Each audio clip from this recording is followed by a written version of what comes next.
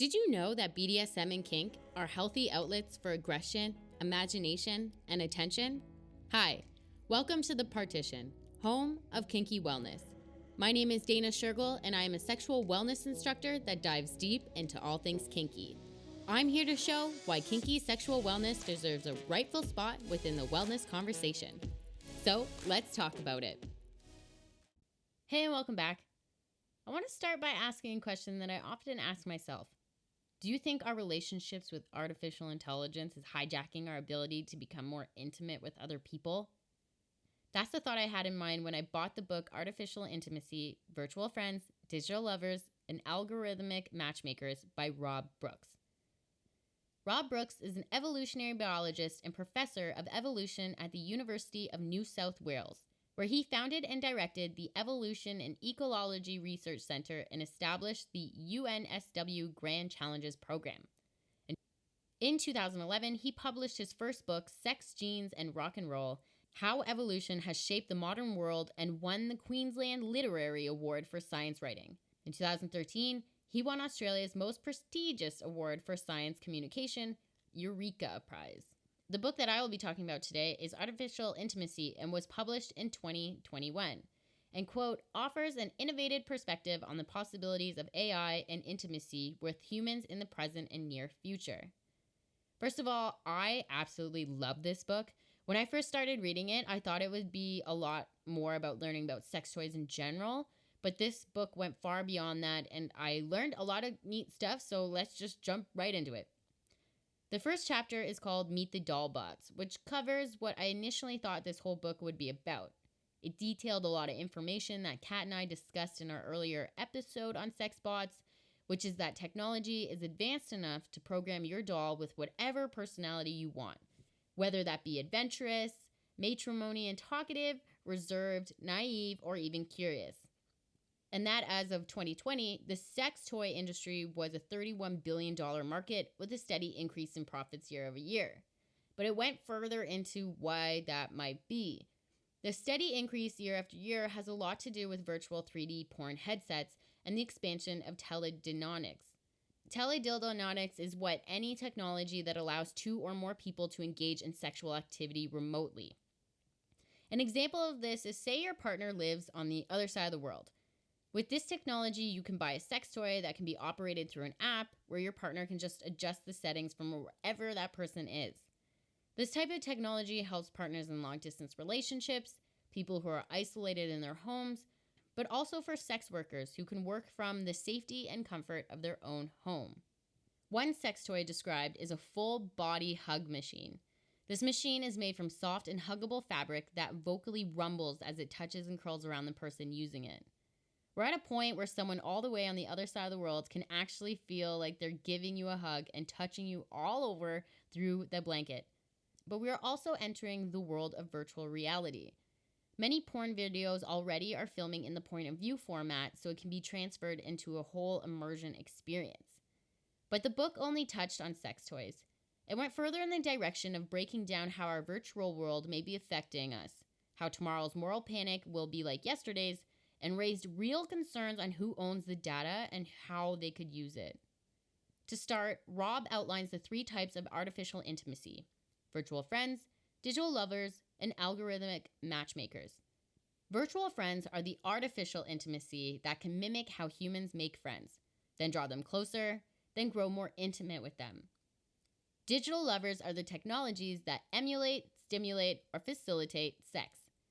And algorithmic matchmakers use artificial intelligence to connect us with another person. Some examples are Tinder, Hinge, and for a less sexual example, Uber.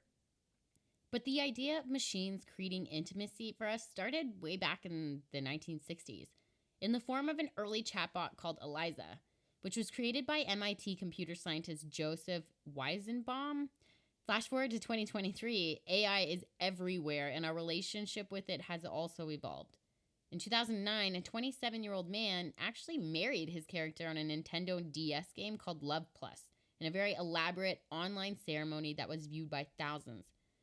Since then, it's even more recent, as 2019, more and more men are entering relationships with some form of virtual companion.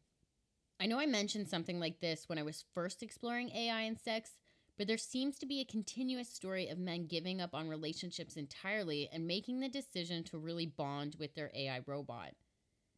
Now, things that I learned was that for the past millennia, humans have spent roughly 20% of their waking time interacting with other human beings. Today, 16% of that 20 is being given out to some form of technology, leaving us with only 4% left. But with a regular person's schedule, are we even making that 4%? Because we really aren't talking to people in person as much anymore. MIT psychologist and author Sherry Turkle says, "We are hurting our empathetic eye."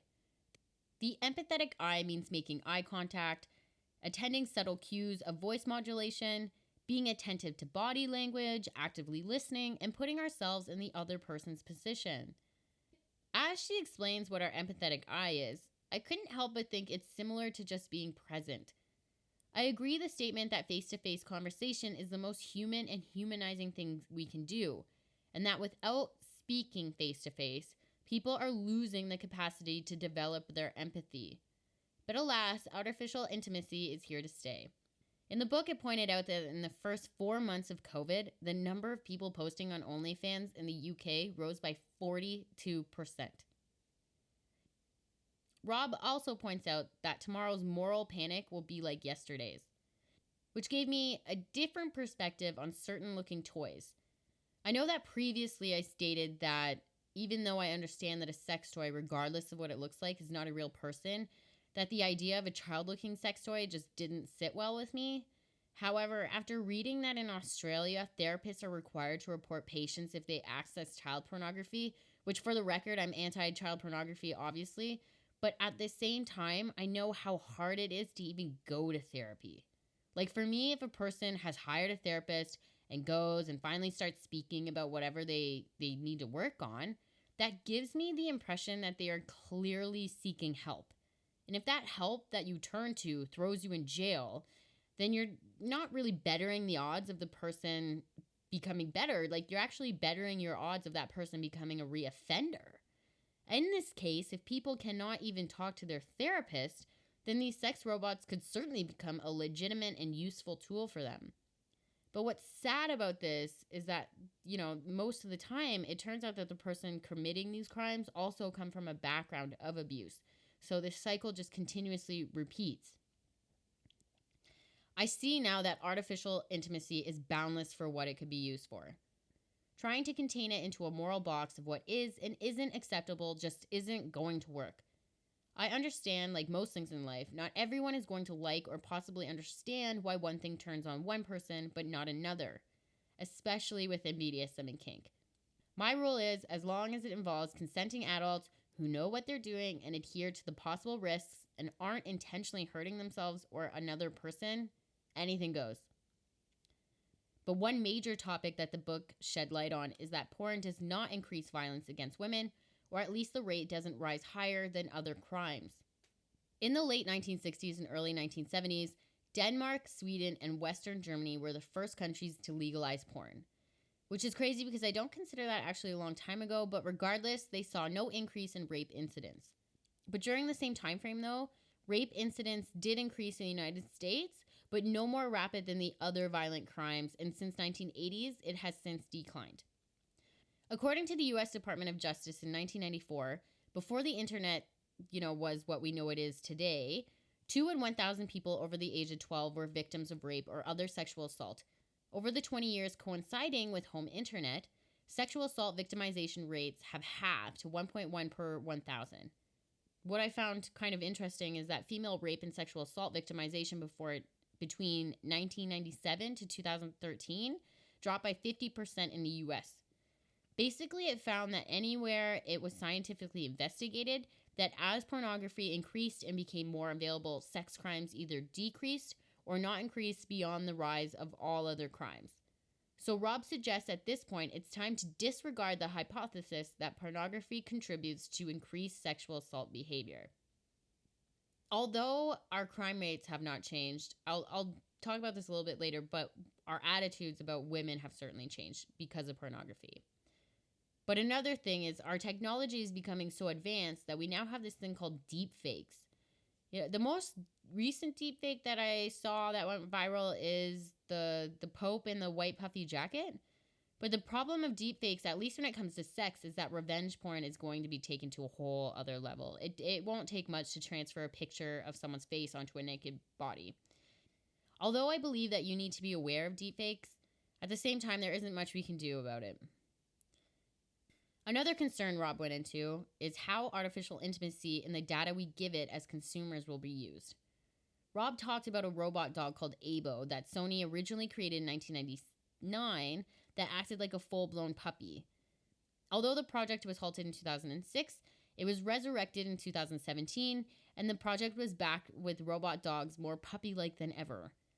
Now, I can see how this can be beneficial for people who may not be able to have a real dog. Some of these dogs are even able to save people from burning buildings. But at the same time, I know there are countries out there that use the same robotic dogs to control the people that live within that country. So I certainly agree that when the point is made that it's not so much about the dog being the problem or the technology being the problem or the robot doll being the problem, but who owns the technology and how it's going to be used. The book also highlights two great examples of companies who took what we gave it and just completely broke that trust with its consumers, which were Grindr and OkCupid. Both of these companies have already been caught selling users' information to other countries. The example that the book gave was that OkCupid sold user information that included their sexuality, drug use, and political views. When you mix artificial intimacy in there, companies can now find out your attachment styles, affinity for intimacy, and your deep, dark desires. There will be a point when artificial intimacies will know more about us than any form of technology. So even though OkCupid may offer these services for free, I just want you to know that they're just turning around and selling your information to the highest bidder. And that's how they get paid the big bucks. As Rob says, there is no such thing as free artificial intimacy. But even now, how much does our tech already know about us? Anyone with a smartphone can tell you a story of how they were just talking about something and then their phone started showing an advertisement for whatever they were talking about. But what I learned is that Facebook, Instagram, Snapchat, and Twitter already have the data and means to interfere and know when one of their users is actually falling in love, when they are starting an affair, and when their users are actually likely to break up with someone. With this information, they know exactly what advertisements to show you, whether that be a hot last-minute all-inclusive romantic getaway, affordable couples counseling, or the city's best divorce lawyer. Soon, sex bots will know and do all that and then some. But it's not all the artificial intimacy's robots' fault. Humans are the ones it's learning from. Rob says a really good quote, saying that artificial intimacy is merely doing in their own way what swindlers, salespeople, and seducers have done for eons. They learn how to become close to someone quickly. Intimacy can be cultivated, and AI knows it. In 1997, psychologist Arthur and Elaine Aron developed the idea of intimacy as including the other and the self, and famously showed that through a series of specific 36 questions, pairs could cultivate intimacy even if they just met. The problem is, if humans can groom, scan, catfish, nag, troll, trick, or coerce people, then you better believe AI will learn how to do that and better. Another thing that Rob pointed out is, what if Hinge's financial interest is for you to stay on the site? Do you think that Hinge will keep serving up you tantalizing, pleasing dating prospects that never really work out? Or will Hinge actually help you find your soulmate? Top sites like YouTube, Facebook, Google, and Pornhub already use algorithms like this, and it makes them a lot of money. Basically, this form of algorithm tries to keep the users on the site for as long as possible so they can sell your attention to advertisements. Another way that these sites are going to keep their users is through the freemium model, which is what OkCupid uses. But the freemium model offers in-app purchases. Now, it's one thing for a game to have an in-app purchase, but I agree with Rob that it's quite another story when artificial intimacies can exploit vulnerabilities like loneliness, depression, wanting to feel belonging, wanting to feel understood, and wanting to feel love. Artificial intimacy has the capabilities to give us, as Rob would say, a temporary hit of romance, lust, or deep loving intimacy. And when you lack getting those in real life, getting it from a computer can feel better than nothing. But the problem with AI intimacy is that it's a low price substitute to the real deal. Rob compares it as getting the smartphone equivalent of a sugar-laced drink and digitally aged chewing gum as opposed to a full nutritional value of getting intimacy from another human being, which is something that I certainly stand for. But regardless, when it comes to artificial intimacy or human intimacy, it's our responsibility to make sure we are nurturing it in a safe and healthy way. If you wanted to know more information on intimacy, what it is, its 6 different types, and the 7 signs you're afraid of it, I encourage you to check out episode 43 titled What Type of Intimacy Are You Missing right after this one. When it comes to artificial intimacy, I see benefits such as helping people feel less lonely, who are in isolation, and for sex workers to work from the safety and comfort of their homes. But I don't believe people should be replacing human intimacy with softwares, AIs, or other forms of technology to the point that it's hurting their ability to build intimacy with others. Overall, I absolutely love this book, and I highly recommend it for those who want a deeper look into AI and AI intimacy. It's so much more than I expected, and I learned so much from it. I definitely will be adding to this podcast with at least one solo spinoff from what I learned about incels and whether artificial intimacy will relieve pressures and sexual frustrations from incels or simply amplify them. But these were the points that stood out to me the most. And that's all I have for today on Artificial Intimacy by Rob Brooks. If you've read the book, let me know what your thoughts are on it. I thought it was great. I would love to hear your opinion. But thank you so much for listening. Tune in next week, and as always, stay kinky.